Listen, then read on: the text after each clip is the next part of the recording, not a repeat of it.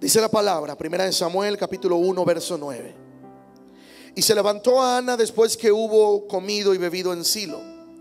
Y mientras el sacerdote Elí estaba sentado en una silla junto a un pilar del templo de Jehová, ella con amargura de alma oró a Jehová y lloró abundantemente.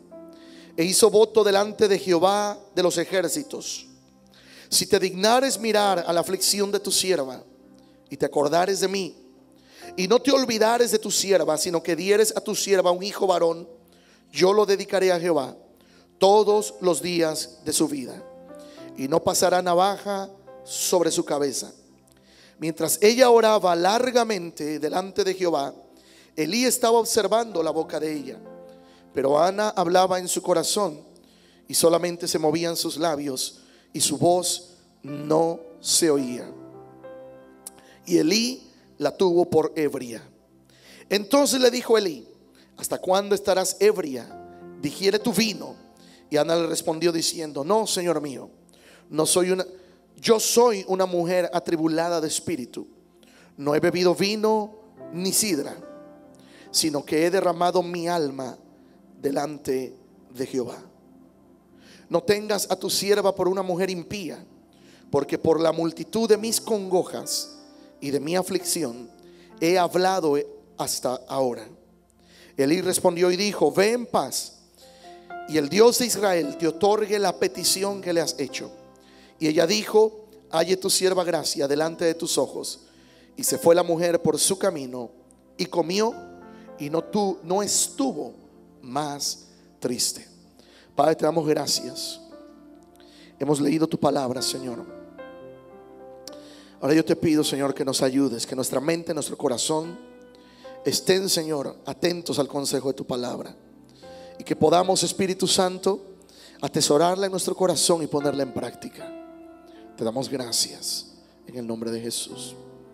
Amén y amén. Hoy, iglesia, estamos viviendo tiempos difíciles. Estamos viviendo tiempos que la Biblia nos registra como tiempos finales. Y siempre les he comentado que yo respeto mucho cuando algún ministro, cuando alguien dice no hay que ver noticias. Yo lo respeto, pero mi muy particular punto de vista es que si no sabemos lo que está aconteciendo alrededor del mundo, no vamos a darnos cuenta. Dos cosas: hay que conocer la palabra, pero hay que saber lo que está pasando. Porque si no sabemos lo que está pasando, no nos damos cuenta que la palabra ya se está cumpliendo. Y la palabra es clara. En el libro de Mateo 24 dice que en los últimos tiempos oiríamos de guerras, rumores de guerras, terremotos en diferentes lugares y hambres, de pestes, de diferentes cosas. Y hago un resumen rápido. Usted quizás habrá escuchado los últimos datos de ese terremoto de Siria, Turquía. Más de 47,000 personas perdieron la vida. 8 días después de el primer temblor, volvió una réplica de 6.8 grados. Volvió a temblar. Hoy Rusia, Estados Unidos, China están, literalmente leía yo una nota y decía: estamos a que se cometa cualquier error y se desata la tercera guerra mundial. No estoy diciendo que ya esto va a pasar. Lo que estoy diciendo, que la Biblia dice que oiremos de guerras, rumores de guerras. Y dice: es necesario que todo esto acontezca, porque son principios de dolor. Entonces, si nosotros no conocemos la palabra y no sabemos lo que está aconteciendo, no vamos a ser esa generación de la que habla en el libro de Daniel, una generación entendida en los tiempos. Daniel, cuando fue cautivo, fue llevado a Babilonia, pero llegó el tiempo de un cumplimiento de una palabra, y dice que Daniel y sus amigos eran entendidos en los tiempos. Sabían lo que decían las escrituras, sabían lo que decían los escritos para esa época, y por eso se mantuvieron creyendo en el Señor. La Biblia dice que el que persevere hasta el fin será salvo. Si estos son principios de dolores, es porque cosas están aconteciendo. ¿Por qué estoy diciendo esto? Hoy te quiero compartir el tema. Ese tema, hace tiempo hay muchos temas que Dios me ha dado y no los he desarrollado, pero hoy te quiero hablar acerca de tiempos turbulentos. Todos en algún momento en nuestra vida hemos pasado tiempos turbulentos. Quien se ha montado a un avión sabe lo que son las turbulencias. De repente va el avión bien, pero atraviesa una turbulencia y el avión comienza a moverse, a zarandearse, a agitarse. Y si por primera vez experimentas una turbulencia, es obvio que el cuerpo no está acostumbrado. Y hay de turbulencias a turbulencias. Pero estamos en tiempos turbulentos. Y era lo que estaba viviendo Ana, que describe el libro de Samuel. Dice que cuando el sacerdote la vio, la tomó por ebria, por borracha. Le dijo: Ana, ya digiere tu vino. ¿Hasta cuándo vas a digerir el vino? Veniste borracha y todavía te pusiste en el altar.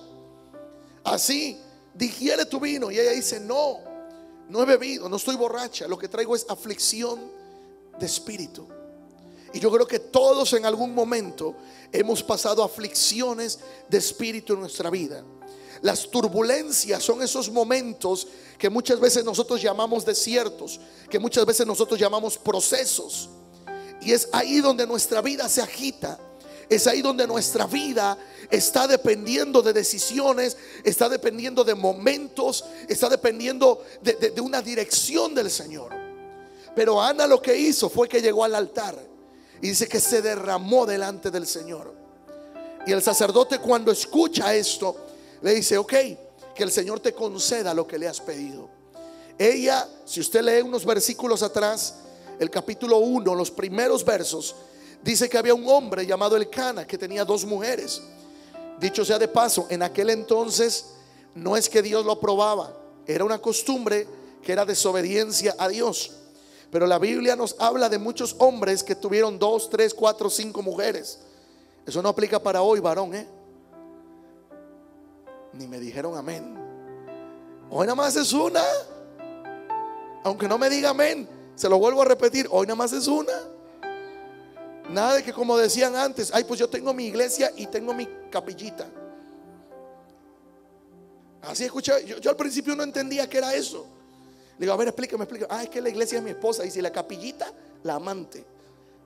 Dije: no, ni nada de iglesia ni capillita. Quédese con su iglesia. Hablando de la esposa, Pero en aquel entonces dice la Biblia que Elcana tenía 2 mujeres. Una de ellas le dio hijos. Era fértil, tenía hijos. Pero Ana no podía tener hijos. Pero dice la palabra que Elcana amaba a Ana y le daba una porción especial para ofrecer en sacrificio. Pero ella quería tener hijos.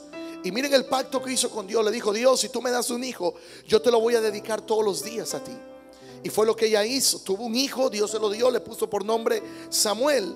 Y dice que después de destetarlo, de pasar los 40 días, ella lo llevó al templo, lo consagró al Señor.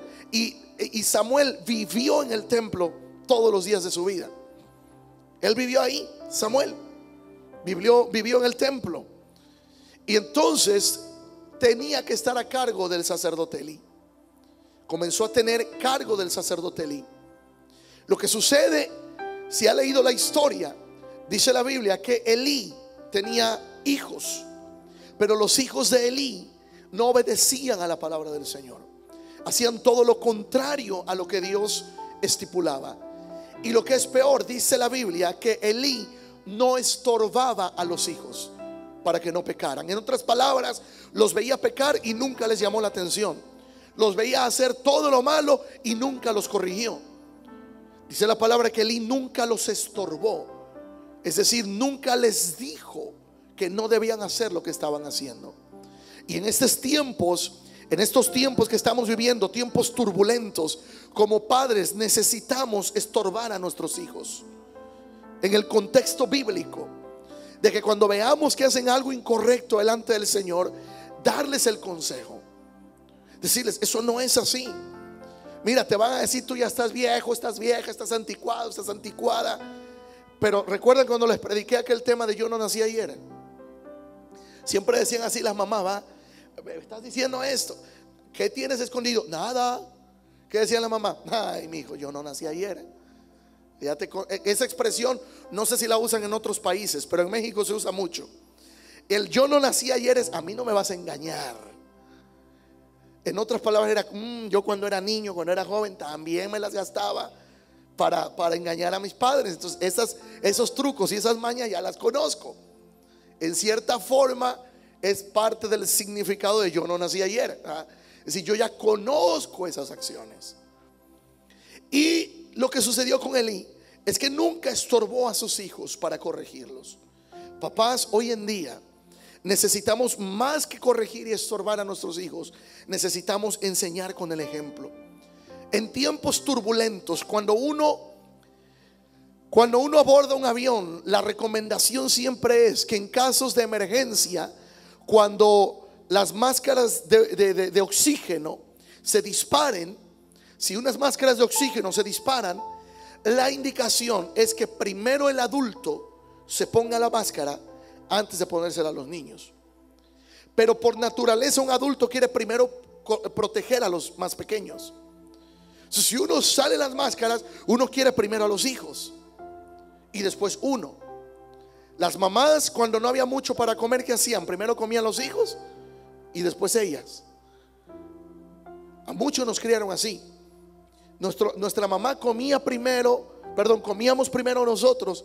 Mamá, ¿no tienes hambre? No, ya de lo que sobraba ella agarraba y comía, porque vivíamos tiempos difíciles. Pero cuando la máscara de oxígeno se dispara en un avión, ¿por qué se dice que primero la debe de poner un adulto? Porque el niño no va a tener la capacidad de un adulto para ayudar a otros. Si un adulto se desmaya porque no tiene oxígeno, el niño no va a tener la capacidad de ayudar. Pero si el adulto se la pone primero, y el niño va a poder ayudar a un niño o a alguien más, porque se va a mantener respirando. Por eso los consejos bíblicos primero son para nosotros los padres. A los hijos sí nos manda a respetar y honrar a nuestros padres, pero también a los padres nos manda a no provocar a ira a nuestros hijos. Amén, papás. En tiempos turbulentos, lo que hizo Ana fue ir a la presencia de Dios. Me sorprende que Elí no pudo educar bien a sus hijos, pero Samuel en una ocasión, dice la palabra que él comenzó a escuchar una palabra, una voz que le decía: Samuel, Samuel. Y él se levantaba en la madrugada y iba con el sacerdote Elí y le decía: ¿me has llamado? Y le decía: no, yo no te llamé, ve y acuéstate otra vez. Y otra vez la voz: Samuel, Samuel. Se levantaba: ¿me has llamado? No, acuéstate otra vez. Y así lo hizo por 3 veces. Y entendió el sacerdote que Dios estaba llamando a Samuel. Le dice: Samuel, si vuelves a escuchar esa voz, solamente responde: habla, que tu siervo oye. ¿Qué quiero decir con esto? Elí era sacerdote, pero también era padre. Y lo que la Biblia nos enseña aquí es que no solamente él como sacerdote, sino como padre, había dejado de escuchar la voz de Dios. La voz de Dios era escasa en esos tiempos. No había voz que hablara a través de profetas, porque Elí se había corrompido. Elí, dice la palabra, que se la pasaba sentado afuera del templo y afuera de su casa, mirando todo el acontecer, quién iba y quién venía, y no buscaba la presencia de Dios. Papás, no solamente el consejo va a ayudar a nuestros hijos, les va a ayudar el ejemplo. Lo que ellos nos vean hacer es lo que van a hacer. Si nosotros le decimos: no mienta, pero mentimos, ¿qué crees que van a hacer? Mentir. Como cuando los cobradores pasaban por nuestro pueblo, ¿verdad? La mamá se escondía y le decía: mi hijo, dile al cobrador que no estoy. Y el niño iba: dice mi mamá que no está. Y luego el niño decía una mentira y la mamá le regañaba, o el papá: no mienta, no se debe de mentir. Pero tú me dijiste que le dijera al cobrador que no estabas, y sí estabas. Entonces ellos van a hacer lo que nos vean hacer, más allá de lo que le digamos que hagan. Usted está con la botella de cerveza y a lo mejor le dice: mi hijo, tu papá es un borracho, pero tú no tomes, tú no tomes, tú no tomes. ¿Qué cree que va a hacer ese niño? Va a tomar. En algún momento de la vida va a tener la tentación por el vicio, porque van a hacer no lo que les digamos que hagan, sino lo que nos vean hacer. Y eso fue lo que comenzó a suceder con Samuel. Samuel, a pesar de ver que Elí estaba haciendo lo incorrecto delante de Dios, Samuel comenzó a hacer lo correcto delante de Dios. Dice la palabra que en una ocasión llegan con el sacerdote Elí y le dan la noticia de que el arca del pacto había sido secuestrada. Bueno, primero que sus hijos habían muerto. Le avisan, sus hijos murieron. Y dice la palabra que se puso de tal forma. Imagínense con una noticia así, ¿verdad? Le mataron a un hijo, luego le matan al otro hijo. Y entonces él se comienza a preocupar. Pero dice la palabra que cuando recibió la noticia de que el arca de Dios, el arca, recuerden, esa caja que representaba la presencia de Dios, dice la palabra que fue secuestrada. Y cuando le avisan a Elí, él estaba sentado en una silla afuera del templo, y dice que solamente se fue para atrás, se golpeó la cabeza y ahí murió. Del susto se fue para atrás. Yo no sé cómo haya estado, tal vez haya estado como muchas veces hacemos, ¿verdad?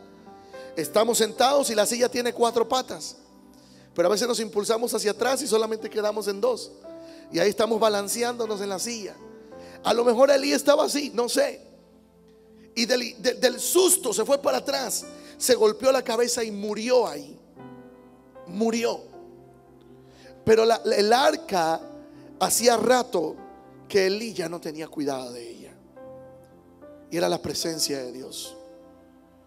La Biblia dice que tú y yo, varones, somos los sacerdotes del hogar. Y si este sacerdote había descuidado la presencia de Dios, miren lo que desencadenó en la familia: muerte de los hijos, y no pudo dejar herencia ni legado en sus hijos. Son dos cosas distintas. Una cosa es la herencia y otra cosa es el legado. Y siempre hemos insistido nosotros en dejar legado en nuestros hijos. Deje la herencia, porque la Biblia habla de dejar herencia. La Biblia dice en el libro de Proverbios que el buen hombre sabe dejar herencia para los hijos de sus hijos. ¿Quiénes son los hijos de sus hijos? Los nietos. En otras palabras, dice que el buen hombre sabe dejar herencia no solamente para el hijo, sino para el nieto. Yo todavía no llego ahí. A lo mejor alguno ya llegó. Apenas si alcanzo para los hijos, y luego que quieren construir casa en el terreno de nuestra casa. No, váyanse lejos, le dije. Ya cuando nada más quedemos mi esposa y yo, la quiero nada más para mí. No que ande cuidando los nietos todo el tiempo. De ratitos nomás, de ratitos. Pero Elí no pudo dejar herencia ni legado. Herencia porque sus hijos murieron y no había quien heredar. ¿Recuerdan cuando Abraham, que no tenía hijos, él decía: ¿a quién le voy a dar herencia? Va a heredar un esclavo en mi casa. Señor, dame un heredero, alguien a quien dejarle herencia y a quien dejarle legado. Herencia es lo material o económico que tú y yo podemos dejar.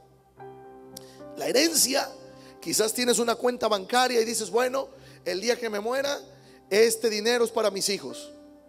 O si tienes hijas, pues va a ser para el yerno. Aleluya, santo Dios. Bueno, ese es otro asunto, ¿eh? Pero la herencia es eso. Uno va a dejar una casa, quizás un auto, quizás un rancho, un terreno, una cuenta bancaria. Pero el legado es lo que vamos a dejar en ellos. No para ellos, en ellos. ¿Qué es el legado? El legado es: hijo o hija, te voy a enseñar a trabajar. Si el día de mañana te quedas sin nada, vas a saber cómo levantarte, porque te enseñé a trabajar y cómo se gana honestamente y honradamente el dinero. Hijo o hija, te voy a dejar legado. Vámonos de vacaciones. El día de mañana, cuando ya no esté, vas a ver las fotografías. Vas a extrañar a papá, vas a extrañar a mamá. ¿Por qué? Porque mamá, papá te llevaron de vacaciones, comieron contigo, jugaron contigo. Ese es un legado. Y no que cuando nos muramos digan los hijos: ay, qué bueno que ya se murió esa vieja, ese viejo. No, el legado es incluso lo que usted deja en su trabajo. Que cuando usted dice: voy a renunciar, los jefes le dicen: no te vayas. Mira, te ajustamos el horario, te pagamos más. Ese es un legado. No que cuando usted dice: voy a renunciar, dice: ¿para cuándo? Aquí está la hoja, fírmala. Entonces no estamos dejando legado en nuestros trabajos, o en nuestra familia, o en nuestros hijos.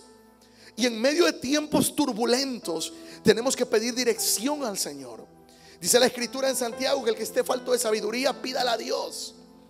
Necesitamos pedirle al Señor cómo contrarrestar estos tiempos turbulentos donde nuestros hijos están siendo educados por la televisión, por Netflix, por videojuegos, por maestros y maestras sin temor de Dios, por amigos y amigas sin temor de Dios, donde hoy a lo malo le llaman bueno y a lo bueno le llaman malo.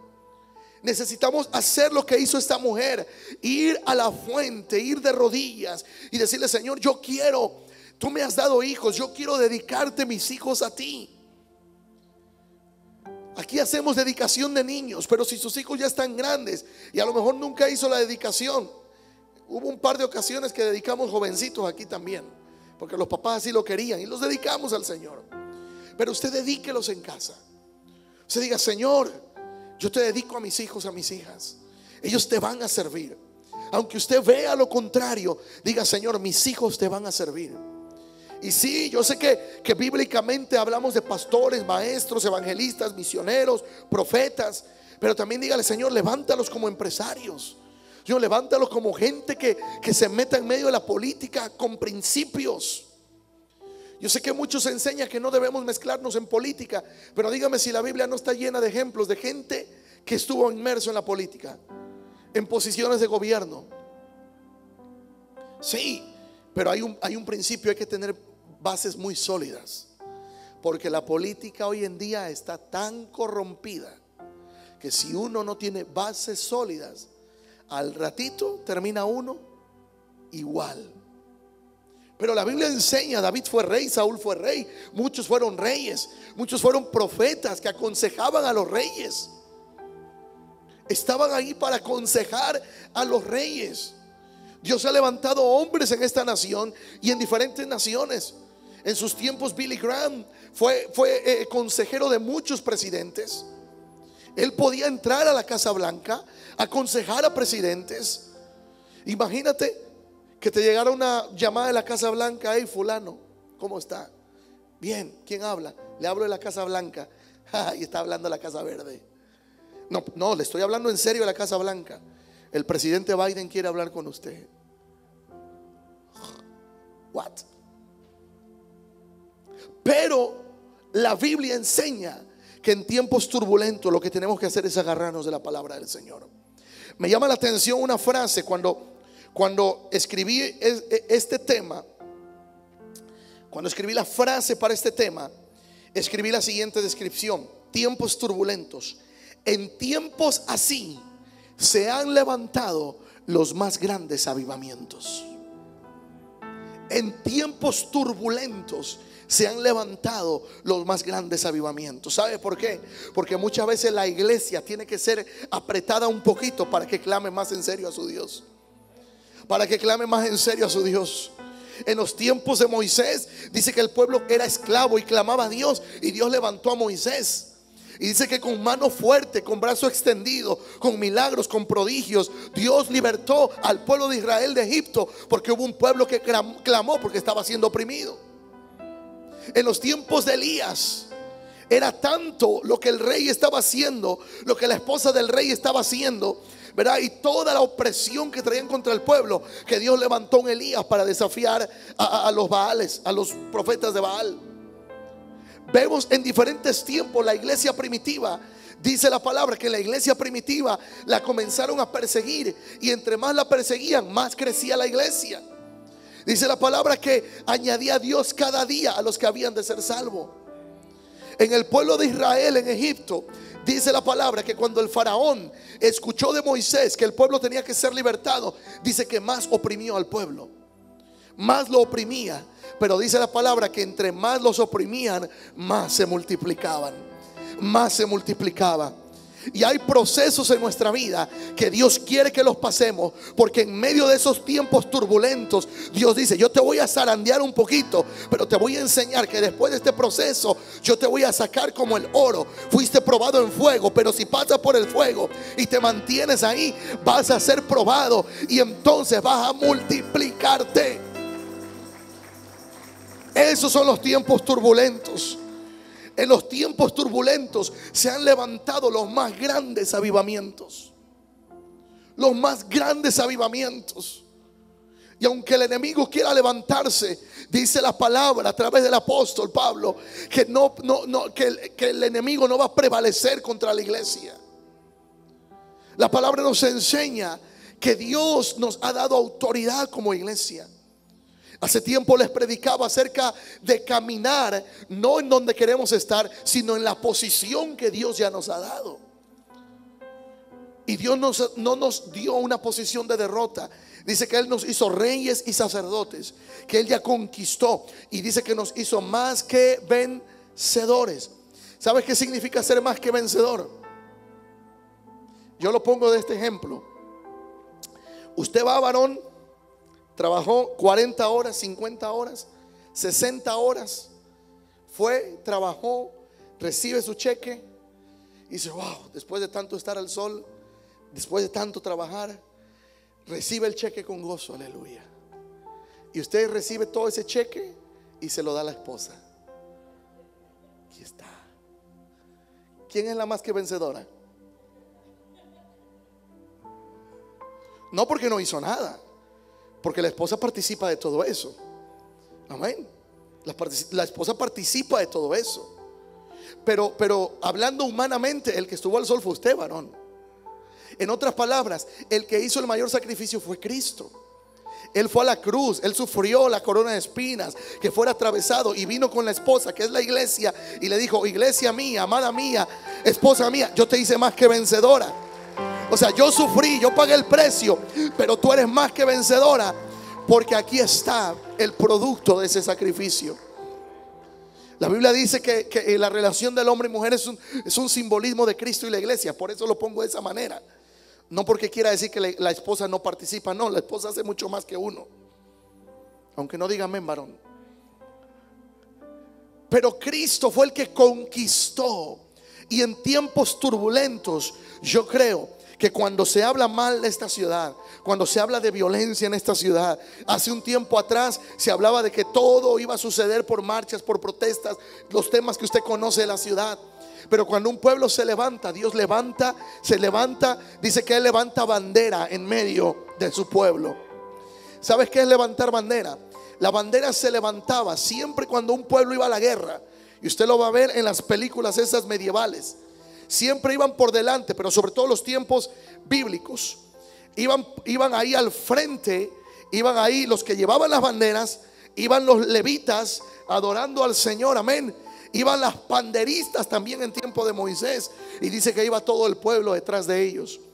En otras palabras, Dios levantando bandera a favor de su pueblo. ¿Por qué se levantaba bandera? En tiempos medievales, cada reino que peleaba contra otro reino levantaba una bandera para identificar a qué reino servían. Por eso el reino de Escocia contra el reino de Inglaterra, lo que hacían es se enfrentaban. Iba por delante a alguien en un caballo con la bandera levantada. Por eso la iglesia, cuando dice la palabra que Él va a levantar bandera por nosotros, es como si Dios dijera: quédate detrás de mí, que el que yo voy por enfrente, yo levanto bandera. En otras palabras, el que quiera llegar a ti primero tiene que llegar a mí. Por eso dice que Dios levanta bandera a favor de su pueblo. Y en tiempos turbulentos tenemos que correr a Él, ir a Él, buscar de su presencia, porque Él levanta bandera por ti y por mí, amén. Yo no sé los procesos que te ha tocado vivir, que estás viviendo, te va a tocar vivir, pero sí te puedo decir algo: en tiempos turbulentos clama al Señor. Hay un amigo que decía, ha dicho en varias ocasiones, que en tiempos de crisis, que si alguien está en un avión y el avión se va a estrellar y se va a caer, dice que nadie muere ateo, dice su frase. Digo, ¿cómo que nadie muere ateo? Dice, sí, porque cuando sabes que te vas a morir, que el avión se está desplomando, algún Dios vas a tener que clamar. A alguno. Dice, por eso nadie muere ateo, a algún Dios.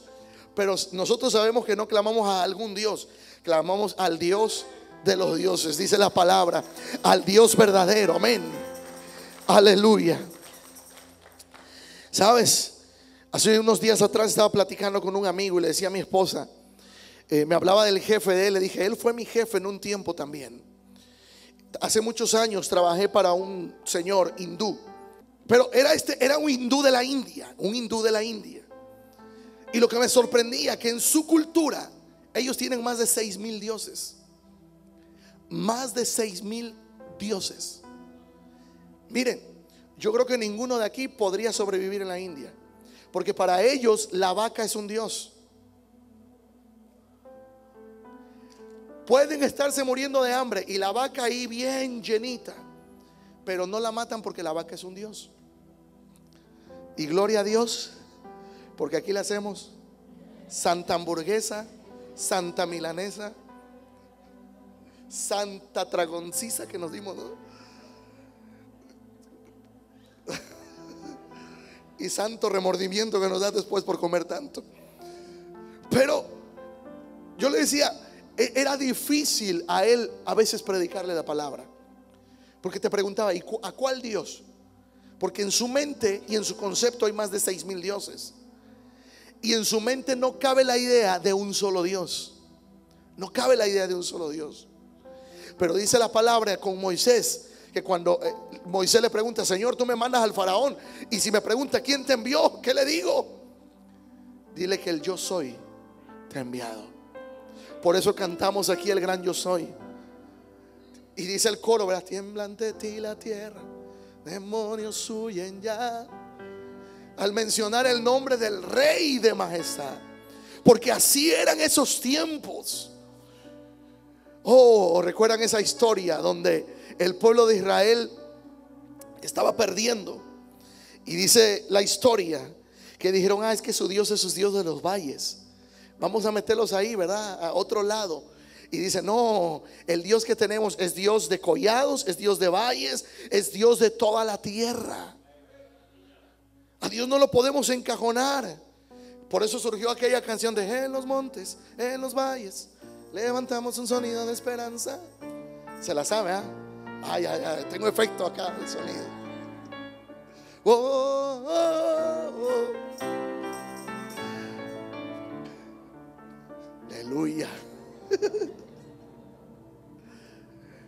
Pero en tiempos turbulentos, vamos a cantar alguna. Pero en tiempos turbulentos lo que tenemos que hacer es correr a Él. En tiempos turbulentos lo que tenemos que hacer es correr a Él. No me va a dar tiempo de profundizar todo esto, pero la palabra dice en el libro de Samuel, brinca el capítulo 2, versículo 30. Capítulo 2, versículo 30. Dice la palabra: por tanto Jehová el Dios de Israel dice, yo había dicho que tu casa y la casa de tu padre andarían delante de mí perpetuamente, mas ahora ha dicho Jehová, nunca yo haga tal cosa, porque yo honraré a los que me honran, y los que me desprecian serán tenidos en poco. He aquí vienen días en que cortaré tu brazo y el brazo de la casa de tu padre, de modo que no haya anciano en tu casa. Verás tu casa humillada, mientras Dios colma de bienes a Israel, y en ningún tiempo habrá anciano en tu casa.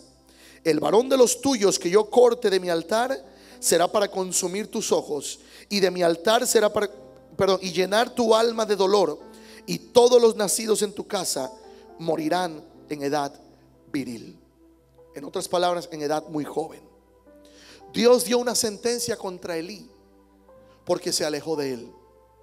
Le dijo: Elí, de tu descendencia nadie va a llegar a viejo, y todos los que nazcan de tu descendencia morirán en edad joven. Pero ¿sabes qué es lo que pasa? Que en tiempos de turbulencia Elí no pudo regresar a Dios, murió, no tuvo la oportunidad, o no tuvo la decisión más bien de volver a Dios.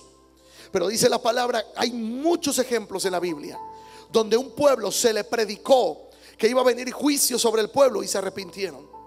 Dios usó a Jonás para ir a predicar a Nínive, y dice que el pueblo de Nínive, desde el rey hasta todo el pueblo, cuando escucharon que iba a haber juicio con ellos, se arrepintieron, se pusieron en silicio, en ceniza, en ayuno, en búsqueda, en ruego de Dios. Y dice que Dios no les hizo el mal que había decretado sobre ellos. En tiempos de turbulencia, ¿a quién corremos? ¿Corremos a Dios o corremos a cualquier persona solo para que nos escuche? Y yo no digo que esté mal a veces pedir un consejo, pero si pasamos 2 horas hablando con alguien sobre lo que nos está pasando, sería más efectivo si esas 2 horas las pasáramos de rodillas clamando: Señor, estoy en esta aflicción. Decía Ana: Señor, le dijo al sacerdote: no, yo no estoy borracha, lo que traigo es aflicción de espíritu. Mi corazón, mi espíritu están afligidos. Pero cuando recibió la palabra, dice que después se levantó, se comió un buen sancocho, un pollo con tajadas, 3 pupusas, 2 baleadas y un champurrado. Y después, esa es la versión latina. Y dice que Ana se levantó, comió y no estuvo más triste. Porque cuando estamos en aflicción, hasta el hambre se nos va. Cuando estamos en aflicción, a veces hasta el hambre se nos va. Pero ¿a quién corremos en tiempos de turbulencia? ¿A quién corremos en tiempos difíciles? Cuando la familia, cuando los hijos, cuando el matrimonio está tambaleando, se está pasando por turbulencias, ¿a quién corremos en esos tiempos? Mira lo que sucede con Elí, con eso voy terminando. Lo que sucedió con Elí es que él nunca se arrepintió delante del Señor. Nunca se arrepintió delante de él. Y sus hijos sufrieron las consecuencias de sus acciones. Papás, todo el que sea aquí, papá, mamá, hay cosas que nosotros necesitamos quebrar, necesitamos romper.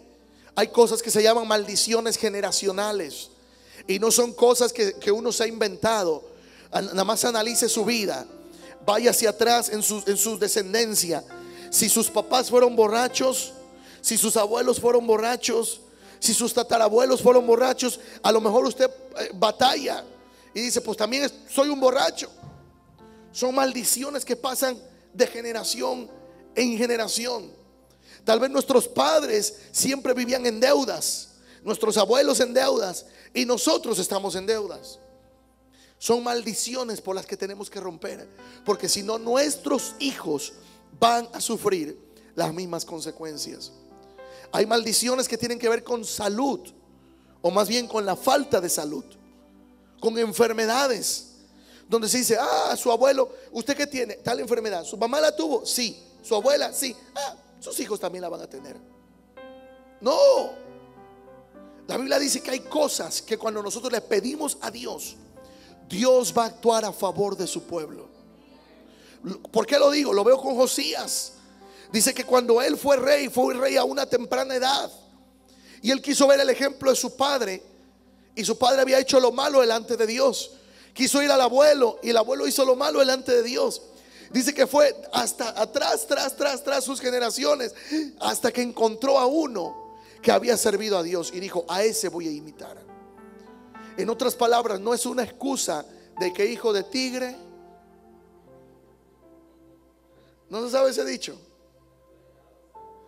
Rayado sale, dicen. ¿Y sabes para qué usan dichos como ese? Como decir: este es borracho. El papá fue borracho. Si el papá es un borracho, un borrachito será. Pero no es lo que dice la Biblia. La Biblia dice que el que está en Cristo es nueva criatura. Las cosas viejas han pasado y aquí todas son hechas nuevas. El asunto es a quién corremos en tiempos de turbulencia. Compa, ayúdame a salir de la borrachera. Te propongo una solución, compadre. ¿Y si nos acabamos toda la cerveza para que nadie más sea borracho? Yo escuché uno así un día: no, es que yo soy borracho, dice, porque quiero hacerle un bien a la humanidad. ¿Cuál bien? Me quiero acabar toda la cerveza para que nadie sea borracho ya, dice. ¿Cuándo? Si las cerveceras producen y producen y producen, ¿cuándo se la va a acabar? Pero Dios nos da la oportunidad de cambiar nuestro presente. No podemos hacer mucho para corregir el pasado, pero sí podemos sanar el pasado. El pasado no lo podemos corregir, pero lo podemos sanar. Podemos sanar nuestro pasado para vivir un mejor presente e ir hacia un mejor futuro.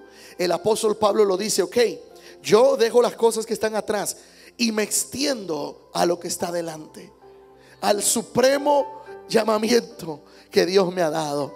Y yo te digo en esta tarde, iglesia, no podemos corregir ya lo que pasó, pero sí podemos sanar el pasado e ir en tiempos de turbulencia y decir: Señor, yo acudo a ti.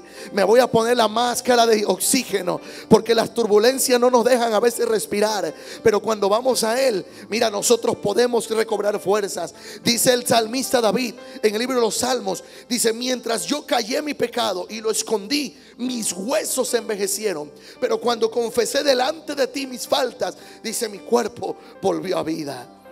Hay cosas que a veces científicamente se les llama, hay una palabra para definir enfermedades, y ciertas enfermedades que a veces el ser humano sufre, y la palabra es enfermedades psicosomáticas.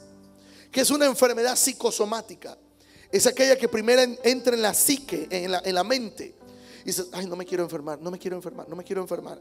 Y todo el tiempo estamos que no nos queremos enfermar y terminamos enfermándonos, porque la mente es tremenda.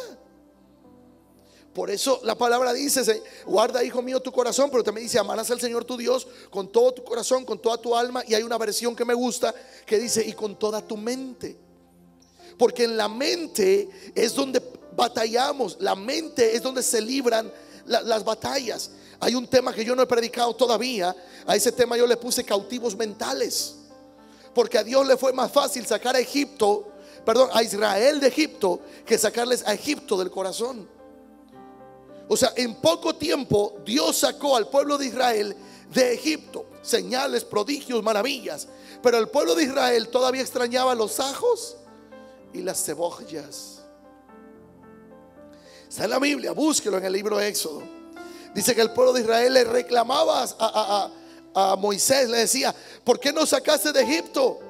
Allá teníamos ajo, teníamos cebolla, o estamos como Faraón. Dice la Biblia que había diferentes plagas, pero una de esas plagas fue la plaga de ranas. Imagínate que ranas te salgan del excusado, de la taza del baño, te salgan del zinc en la cocina, abras el refrigerador y salen ranas. Te vas a acostar y quitas la cobija y hay ranas. Mueves la almohada y hay ranas. Ranas por todas partes. Y dice la palabra que el faraón ya estaba cansado y harto de ver tantas ranas. Por ahí andaba la rana. No lo digo. Perdón. Pero en aquel entonces tanta rana. Y lo que hace es que Moisés se le acerca al faraón y le dice: ¿cuándo quieres que ore por ti para que las ranas se vayan? ¿Y saben qué le dijo faraón? Mañana.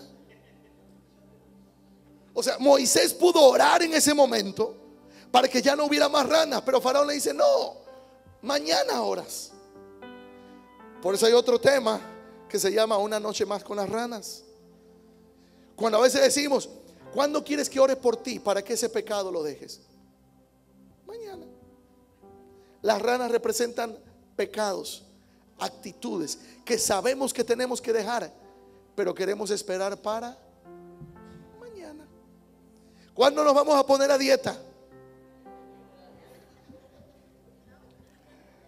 ¿No nos pasa siempre eso? Hoy es fin de semana, el lunes comienzo la dieta. Y como decimos lunes, no decimos cuál lunes. Puede ser el último lunes del año. Amén, ¿verdad? Dicen. Porque queremos una noche más con las ranas. Cuando Dios dice: yo quiero que corras a mí en tiempos de turbulencias. Dios tiene el poder para libertarnos en los tiempos difíciles. Ponte un momento de pie, iglesia. Yo te pregunto hoy: ¿a quién vas a correr en tiempos de turbulencias?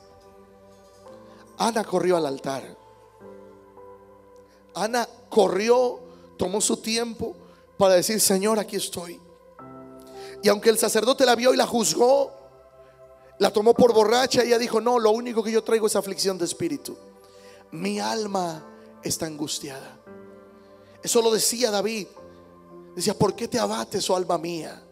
Espera en Dios, porque aún he de alabarle, salvación mía y Dios mío. ¿Sabe lo que quiere hacer el enemigo? El enemigo sigue con la misma estrategia todo el tiempo. Si no nos roba la pasión por servir a Dios, lo que hace es que nos sobrecarga. y comienza a sobrecargarnos, que ya no hacemos las cosas por amor a Él, las hacemos por obligación. Y necesitamos disfrutar todo lo que Él nos ha dado. Que cuando vayamos a orar, no vayamos por reportar 10 o 20 minutos de oración, vayamos porque queremos estar con Él. Que cuando leemos la palabra, no la leemos para reportar nuestra lectura del día, la leemos porque queremos aprender de Él. Que cuando ayunamos, no ayunamos porque se convocó ayuno, que queremos ayunar porque queremos agradarle a Él. Y esas cosas las sigue haciendo el enemigo todo el tiempo. Él sigue queriendo pasarnos por turbulencias, para que en medio de la turbulencia corramos a todos menos a Él. Pero hay muchos ejemplos en la Biblia de quienes corrieron a Dios en los tiempos de turbulencia, en los tiempos de dificultad. Papás, mamás, en este mes de matrimonios y familias, ¿a quién vamos a correr en medio de una dificultad? Cuando los hijos, cuando el matrimonio, cuando la familia está pasando por dificultades, ¿a quién vamos a correr? ¿A quién vamos a ir? Y yo creo que cuando el Señor me dio esa frase de que en los tiempos de turbulencia se han producido los mayores y más grandes avivamientos, yo creo que después de un tiempo que pasamos, la gracia, la presencia de Dios aumenta. ¿Recuerdan cuando les prediqué acerca de ese versículo que decía: porque después de esta leve tribulación producirá en vosotros un mayor y gran peso de gloria? El apóstol ahí está diciendo: después del proceso, después de la dificultad, nos vamos a levantar con más gloria de la que había en nuestra vida antes. Pero el secreto es mantenernos en medio de la turbulencia. En medio de la turbulencia. Hoy sacaban un canto de alabanza, de júbilo, que decía que algo así como que en el desierto, en el proceso, te voy a adorar. No me acuerdo la letra. Si me das la letra de esa canción, Jenner, nada más, el puro coro. Porque hablaba de esto, hablaba del desierto, hablaba de en los procesos, ¿verdad? ¿Cómo vamos a adorar a Dios? Dios dice: los voy a llevar al desierto y quiero que en el desierto me hagan fiesta. Dice: aunque en el desierto me quieras secar, mientras viva te alabaré. Aunque la higuera no florezca, mientras viva te alabaré. ¿Qué es lo que sigue ahí? Por ahí me falta una frase. Clic, next. Aunque venga la enfermedad, mientras viva te alabaré. Aunque mis labios quieran callar, mientras viva te alabaré. Click, next. ¿Qué sigue? Por ahí dice, esa parte dice: en Santiago 1 verso 2 está escrito que tengo gozo como el oso, cuando pase por diversas pruebas, porque allí saldré. Mi lamento cambiaste por danza. Ya no hay tristeza, solo alabanza. Mi lamento cambiaste por danza. Ya no hay tristeza, solo click, next. Y luego dice: yo danzo, danzo, danzo, danzo, danzo, danzo, danzo, danzo, danzo, danzo en el proceso. Pero en el proceso nadie quiere danzar. En el proceso muchas veces hay más quejabanza que alabanza.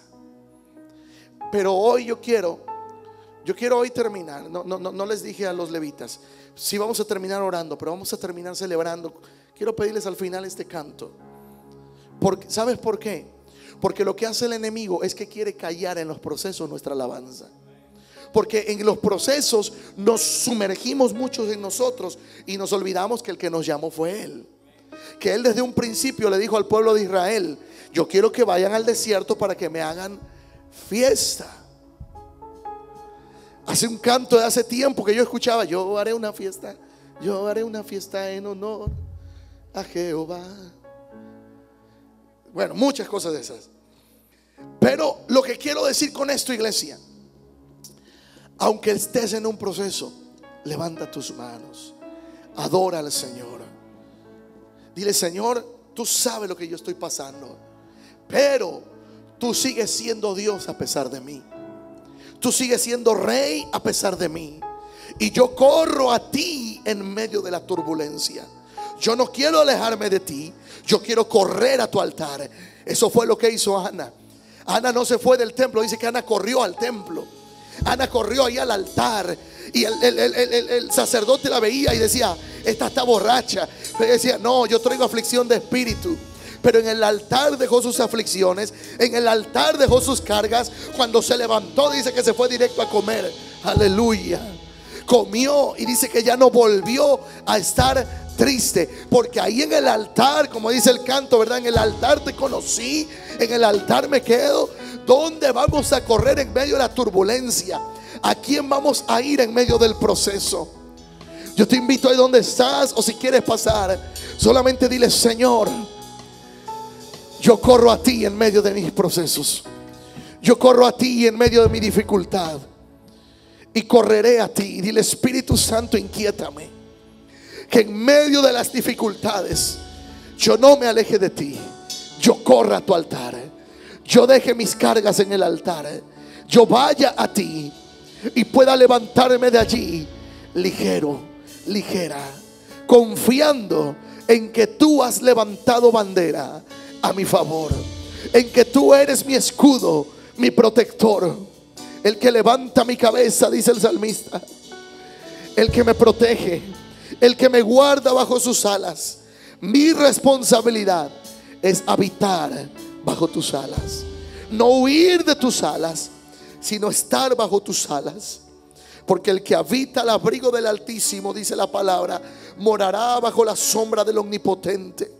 Y diré yo a Jehová: esperanza mía, castillo mío, mi Dios, en quien confiaré. Corremos a Él en medio del proceso, corremos a Él en medio de la turbulencia. Vamos, un momento más, dile: Señor, yo corro a ti en medio de la dificultad. En medio del proceso yo correré a ti. Yo no quiero poner mi confianza en alguien que no seas tú. Es cierto, voy a pedir consejo, es cierto, voy a pedir ayuda, pero mi confianza estará en ti. Mi confianza estará en ti, Señor. Vamos, levanta tu voz en esta tarde. Dile: Señor, yo corro a ti. Yo corro a ti, Señor. Yo corro a ti, Padre. Y hoy yo te digo que tú eres mi escudo, mi fortaleza, el que levanta mi cabeza, el que me fortalece, el que me ayuda, el que está siempre conmigo, el que nunca se da por vencido por mí, el que siempre cree. Dile: Señor, gracias por lo que has hecho. Dile: gracias por lo que harás, Señor. Vamos, levanta tu voz, dile a Él. Dice el Salmo 27: Jehová es mi luz y mi salvación. ¿De quién temeré? Jehová es la fortaleza de mi vida. ¿De quién he de atemorizarme? Cuando se juntaron contra mí los malignos, mis angustiadores, mis enemigos para comer mis carnes, ellos tropezaron y cayeron. Aunque un ejército acampe contra mí, no temerá mi corazón. Aunque contra mí se levante guerra, yo estaré confiado. Una cosa he demandado a Jehová, y esta buscaré: que esté yo en la casa de Jehová todos los días de mi vida, para contemplar la hermosura de Jehová y para inquirir en su templo. Dice: para contemplar la hermosura de Jehová y para inquirir en su templo. Dice el verso 14: aguarda a Jehová, esfuérzate y aliéntese tu corazón. Sí, espera en Jehová. Dile a alguien que se aliente tu corazón. Dile: esta turbulencia no es para que te vayas a pique. Esta turbulencia es para que corras a Él. Para que corras a Él, para que le busques. Toda turbulencia que pasamos en la vida son procesos que Dios quiere ayudarnos. Si avanzamos, vamos a salir vencedores. Si nos estancamos, vamos a permanecer por semanas, meses o años y nunca vamos a avanzar. Y hay cosas que por el bien tenemos que dejar atrás. Tenemos que decir: Señor, Lo que ya pasó no lo puedo corregir, pero hoy sí puedo ser una mejor persona. En otras palabras, Dios quiere una mejor versión de nosotros. Todavía no les he predicado el tema, hazte un update. Cuando usted recibe una alerta en su teléfono, le dice: tienes que hacer un update, una actualización. ¿Sabes por qué?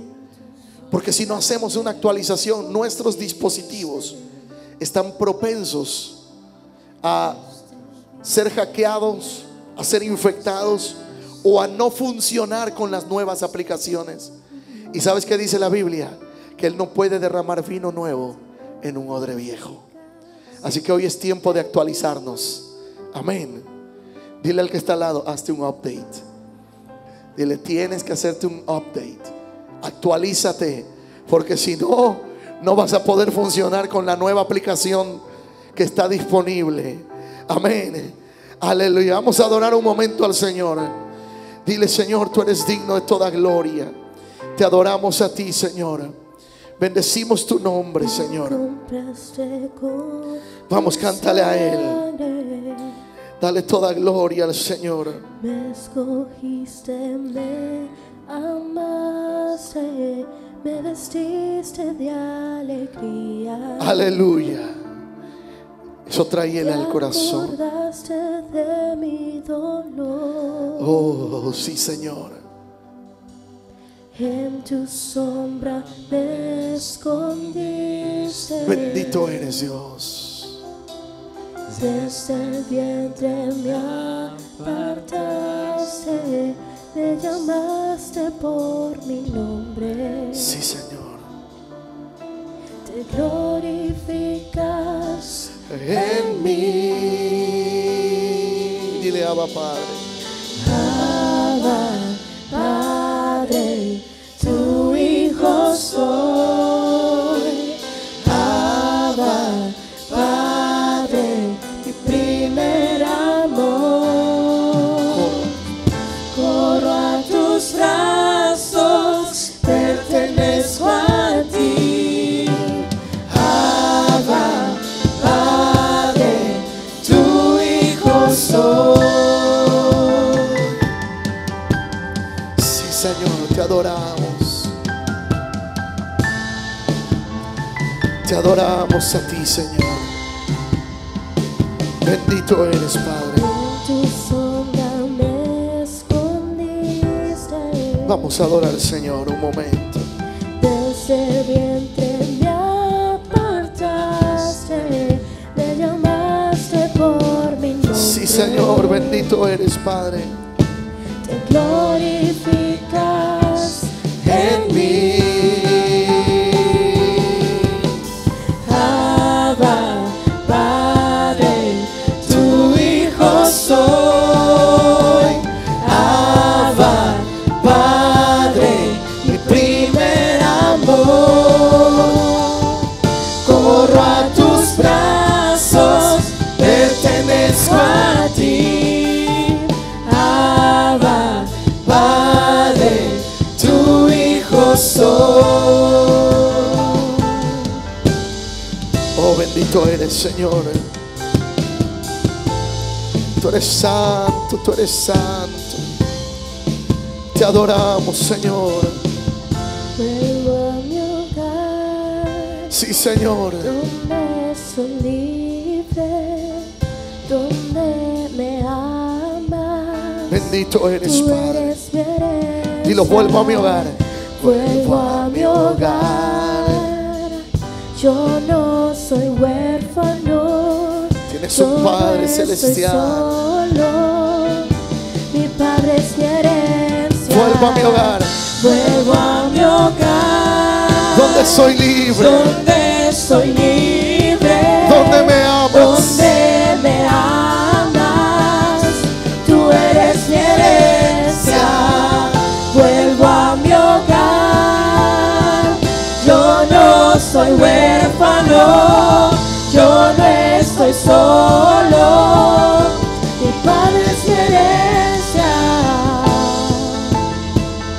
Aleluya, Señor. Te adoramos, te adoramos. Corremos a ti. En la turbulencia correremos a ti. Abba, Abba, Padre, tu Hijo soy. tú eres nuestro Padre.